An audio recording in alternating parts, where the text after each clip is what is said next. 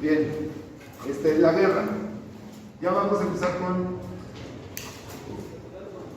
la guerra propiamente. Ya dijimos hace ratito, en el video anterior, o la clase pasada, por qué empezó la guerra.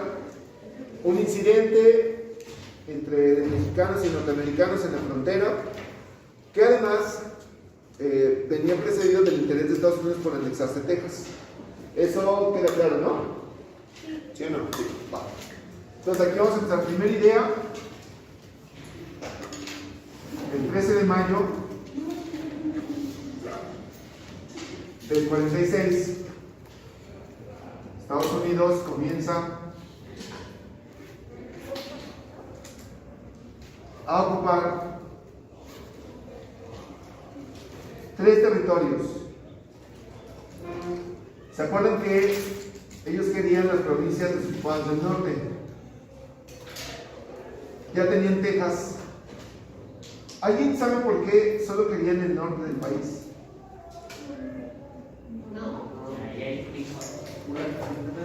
¿Por qué no quería la Ciudad de México? ¿Por qué no quería Veracruz? ¿Por qué no Yucatán? ¿Por qué no Guerrero? ¿Por qué el norte? Había una ventaja para ellos en el norte. ¿Qué está vacío? Exacto, que no había mexicanos. Porque Estados Unidos siempre quiso el territorio mexicano, pero no a los mexicanos. California, Nuevo México y Arizona. Obviamente, para Estados Unidos fue muy fácil estas operaciones. Hubo poca resistencia en esos lugares.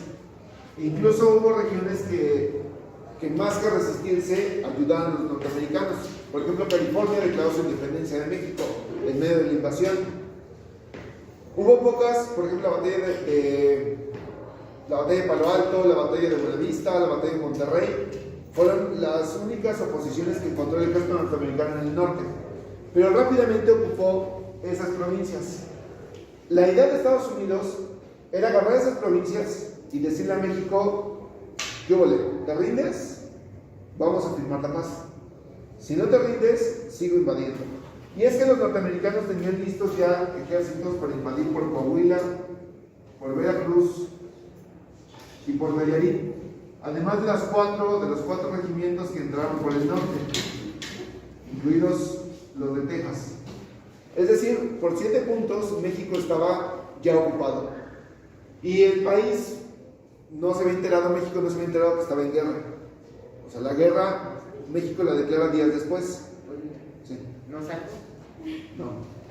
Pero si quieres puedes salir bailando. El 13 de mayo entonces empieza la guerra. Luego, ¿cómo se prepara México para la guerra? Pues la preparación de México consiste básicamente en esto. Santana regresa. ¿Se acuerdan que Santana estaba exiliado? ¿No ya estaba muerto? No. Fíjense, haciendo un breve resumen de Santana. Primera presidencia en 1833. 1833, primera presidencia. Enfrenta la guerra de Texas y se duerme y lo secuestran y pierde Texas. Luego enfrenta a los pasteles en 38-39, pierde la pierna. Después lo hacen presidente como dictador y lo exilian a Cuba. Y luego viene esta guerra del 47. Luego vuelve a regresar para vender territorio mexicano, que es la Mesilla. Y se muere hasta 1876, un poquitito antes de que Porfirio Díaz llegue a la presidencia. O sea, Santana tuvo una vida muy larga, porque nació en la época colonial. Cuando tenía 14 años se dio el grito de independencia de Hidalgo. Se mete como soldado, cuando tenía 16 años. Se mete como soldado realista a combatir a los insurgentes, luego consuma la independencia junto con Iturbide, empieza a ser destacado, vence a los españoles en la Reconquista, lo hacen presidente por primera vez, pasa todo eso y después lo exilian muchas veces del país. Entre Cuba y Colombia se la pasó viajando Santana hasta que regresó a morir a México en 1876, ya sin querer ser presidente ni nada, de 82 años, víctima del cólera. Pero aquí todavía Santana es una persona que todavía tiene mucho para para brindar a los mexicanos muchas vergüenzas que hacernos pasar. Santana para ese momento tiene 54 años. No, 52 años tiene en este momento Santana. Ya le falta su piernita. Y cuando regresa a Veracruz, el puerto está tomado por los norteamericanos. No dejan pasar a nadie. No entra ni sale nadie a Veracruz. Pero Santana de repente pues, se aparece en Veracruz y dice que quiere pasar. Y por alguna extraña razón los norteamericanos lo dejan pasar. Y le dan $1 millón además. Se dice que ese dinero Santana lo recibe con el objetivo, o sea, los norteamericanos se lo dan para que Santana soborne al Congreso mexicano y que el Congreso mexicano se rinda, acabe la guerra y Estados Unidos obtenga su botín, obtenga la parte del norte del país. Por supuesto que Santana con ese dinero, en lugar de usarlo para sobornar al Congreso, lo que hace es forma un ejército con ese dinero y combate a los norteamericanos. Santana regresa por Veracruz y comienza su, vamos a poner entre comillas, defensa, porque no defendió nada, del país. Va a empezar todo este momento con dos batallas. Adelante. 2 batallas. En la Angostura es derrotado por Taylor. El general Zachary Taylor, que es el que entra por Coahuila, se enfrenta a Santana en el desierto. Y aquí Taylor es derrotado por Santana. Prácticamente Santana lo derrota en unos cuantos días. Y cuando Taylor sale a entregar su rendición, ¿qué pasa? Ah, mira, de aquel lado, junto a las escaleras, hay una pared al fondo, junto a mi computación. Ahí se. ¿Y por qué no me dices? No sé. cuando Taylor es derrotado por Santana, se da cuenta que tiene menos hombres, que se quedó sin municiones y que no tiene absolutamente nada que hacer contra Santana. Taylor sale para entregar su rendición ante Santana, pero Santana ya no está. Santana se retira del campo de batalla de la Angostura, dejando a Taylor con su rendición así, inconclusa. O sea que aquí ganamos la batalla, pero en teoría la perdimos, porque nunca aceptamos la rendición de Taylor. Es derrotado por Taylor cuando Santana, o sea que Santana pierde por default. Cuando Santana abandona la batalla. La razón por la que se abandona la batalla, pues también explica mucho de por qué perdimos la guerra. Es el momento en el que México está más desubido que nunca. Y en ese punto de la historia, la Ciudad de México abandona la batalla para combatir a los polcos. O sea que mientras estábamos en guerra, en la Ciudad de México se levanta un ejército contra el gobierno de nuestro país. ¿Se acuerdan lo que les decía ayer de que se imaginen que es una casa que está siendo asaltada el país?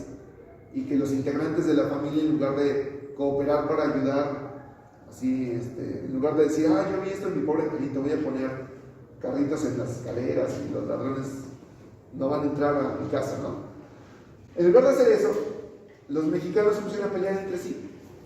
Tampoco hay, ¿no? Es que hay una historia de la manera. Díganme.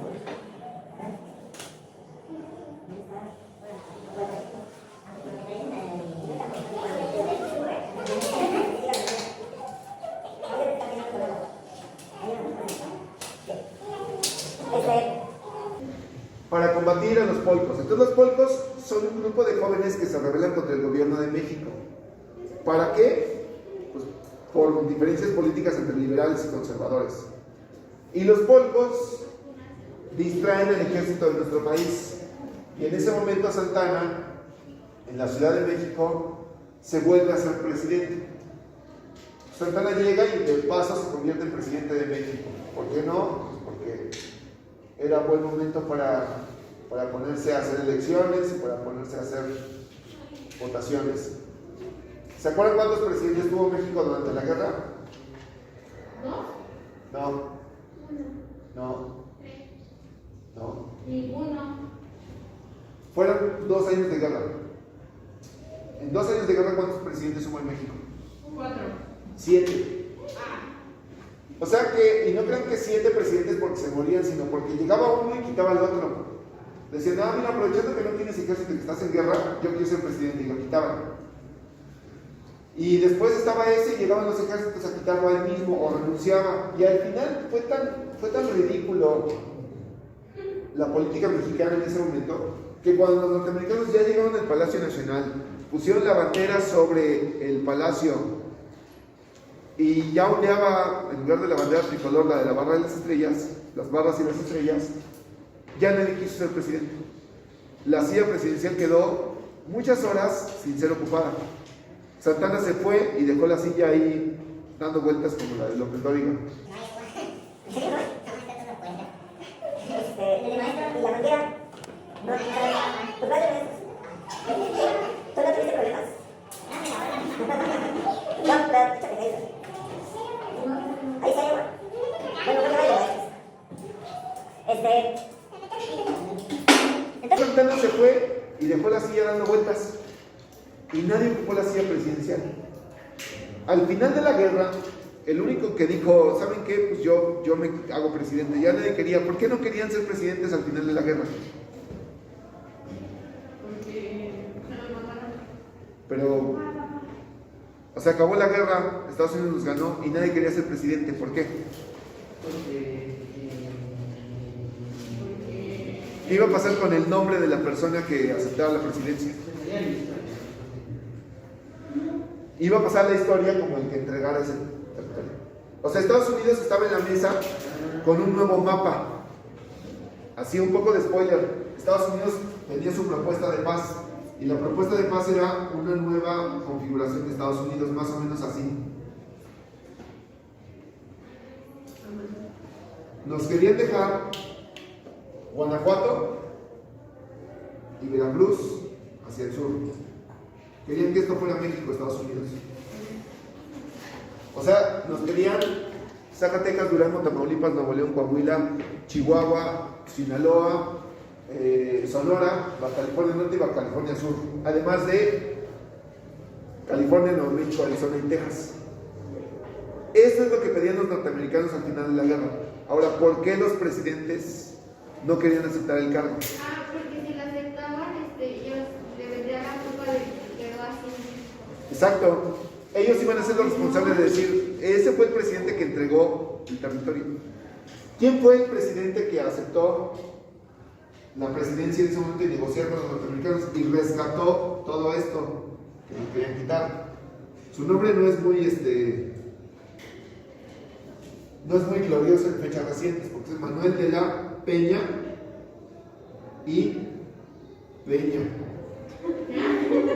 O sea, tuvimos un Peña de presidente hace poquito, ¿no? Y el que finalmente entregó el territorio mexicano es Peña y Peña, además, 2 veces Peña. Pero bueno, no lo entregó por ambición o porque lo quisieron entregar, sino más bien rescató lo que nos querían quitar de más. Bueno, pero ahorita no nos adelantemos. Para combatir a los polcos y tomar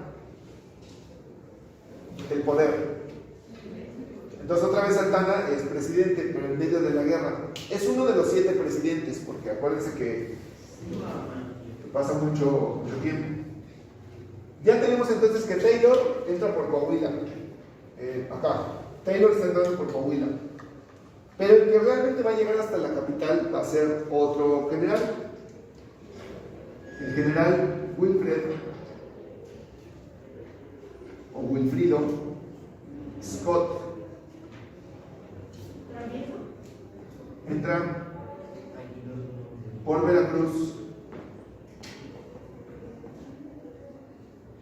y siguen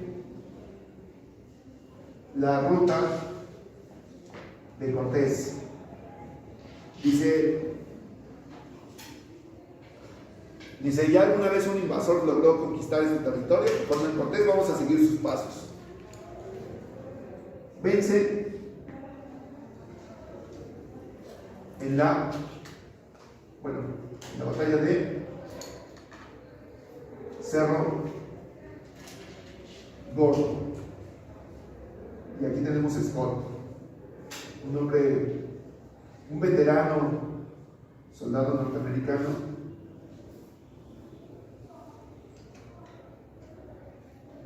que había participado en otras batallas como el Guerra Revolucionaria.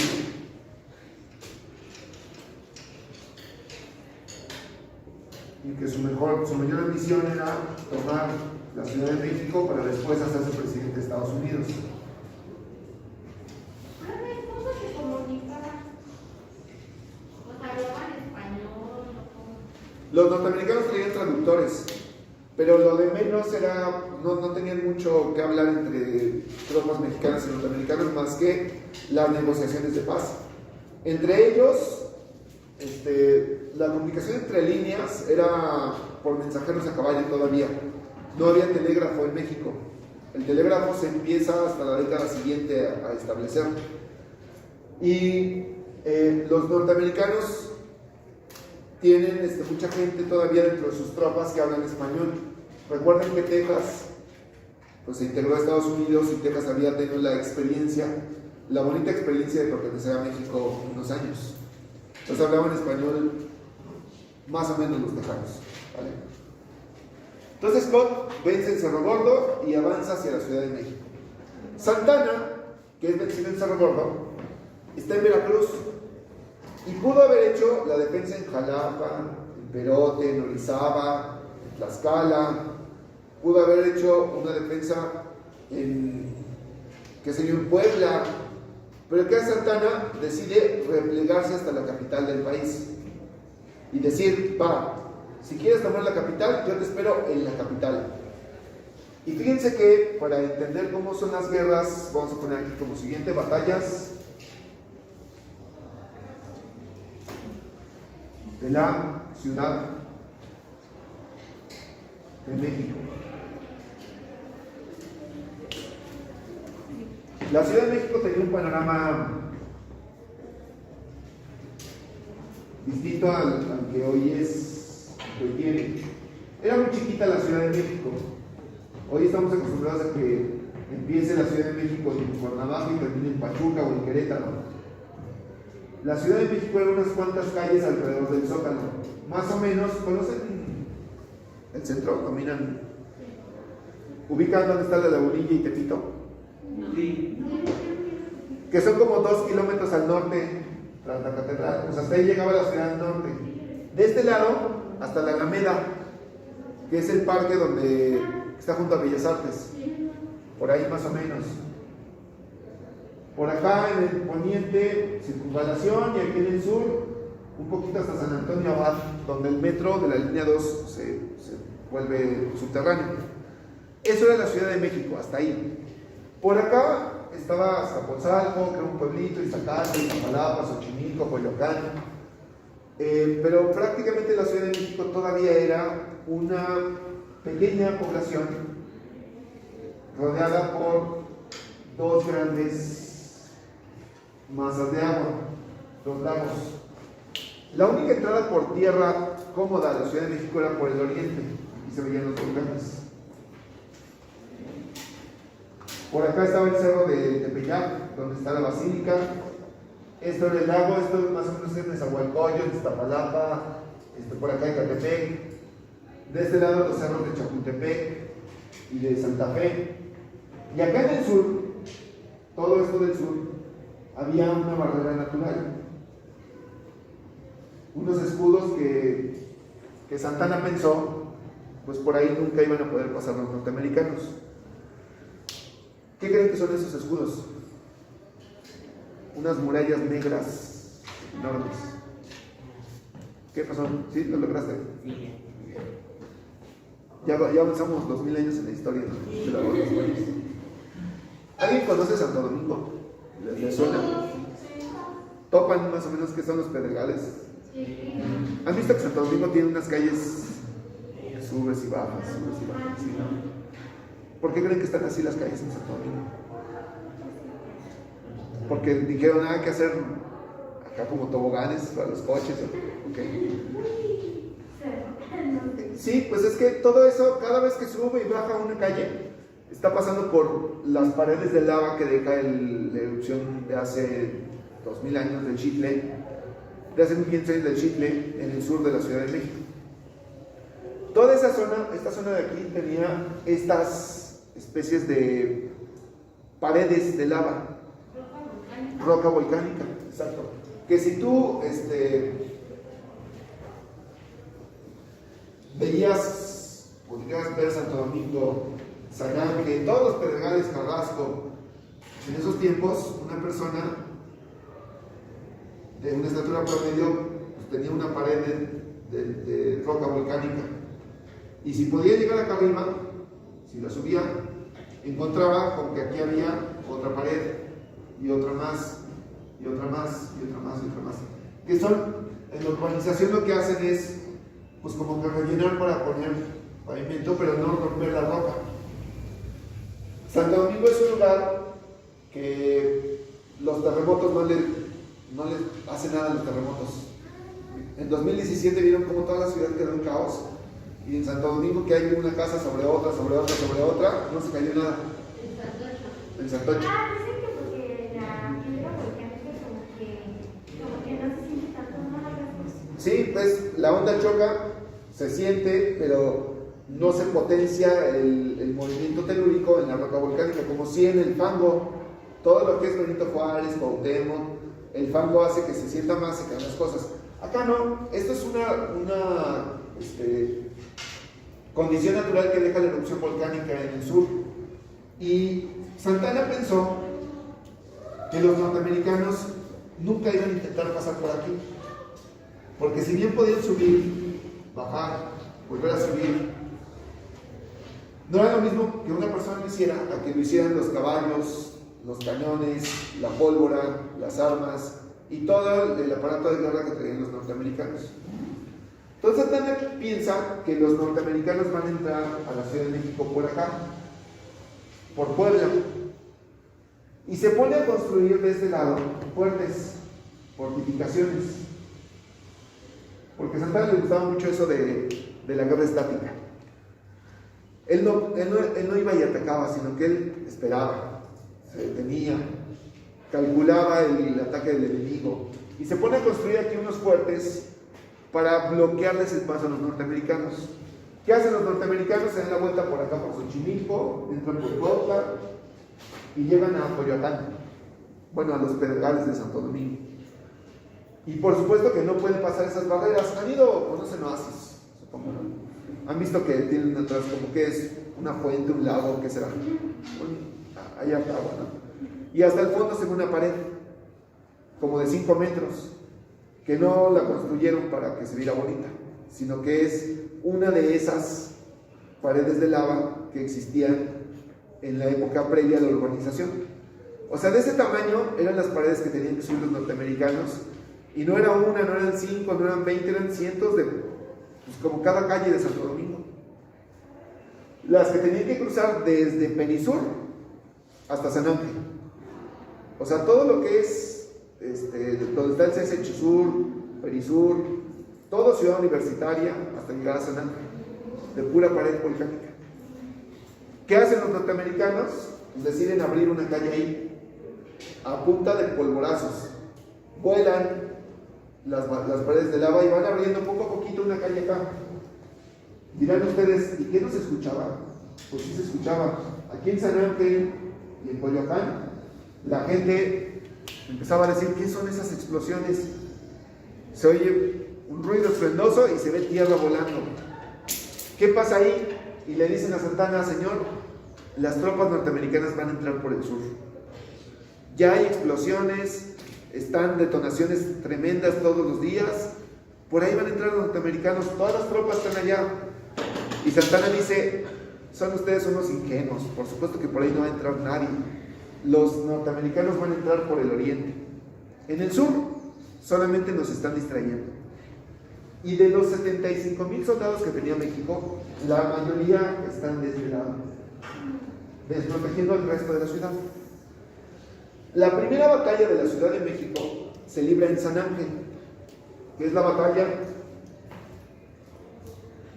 de Padierna, el 8 de agosto de 1847, que es por acá. Ahí lo más destacado, cuando perdió México, obviamente, porque todas las tropas estaban ahí en el oriente, lo más destacado es que ahí se rifaron unos buenos cañonazos el batallón de San Patricio. ¿Saben qué es San Patricio? ¿Saben de la fiesta de San Patricio? ¿Qué saben de la fiesta de San Patricio? ¿Dónde se festeja? En Irlanda y en Estados Unidos. Los gringos, ¿cómo se visten el día de San Patricio? De verde.